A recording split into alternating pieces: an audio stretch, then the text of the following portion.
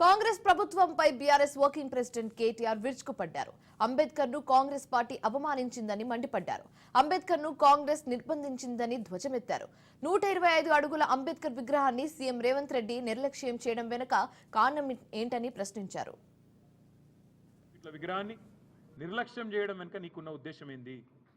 ఇది ఆయన ఆలోచన విధానాన్ని ఒక రకంగా అవమానించడమా, లేదా నీ కాంగ్రెస్ పార్టీ అధినాయకత్వం పెద్ద నాయకులందరూ ఇక్కడ ఎవరెవరైతే ఉన్నారో, అంబేద్కర్ గారు కావచ్చు, లేదా మా తెలంగాణ బిడ్డ పివి నరసింహారావు గారు కావచ్చు, ఎట్లయితే కాంగ్రెస్ అధినాయకత్వం మొదటి నుంచి అవమానాల పాలు చేస్తూ వచ్చిందో మీ పైనుంచి వచ్చిన డైరెక్షన్ హైకమాండ్ నుంచి ఏమైనా ఉన్నదా చెప్పాలి మీరు.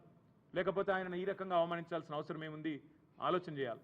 అదే మాదిరిగా మీరే అన్నారు, కేసీఆర్ గారు దళిత బంధు అనే ఒక విప్లవాత్మకమైన పథకం తెస్తే దళిత బంధు కాదు, మేము అంబేద్కర్ అభయహస్తం తెస్తున్నాం అని అంబేద్కర్ గారు పేరు పెట్టే మీరు మీ మేనిఫెస్టోలో ప్రకటించినారు. ఇవాళ సరిగ్గా సంవత్సరం అయింది నీ ప్రభుత్వం వచ్చి.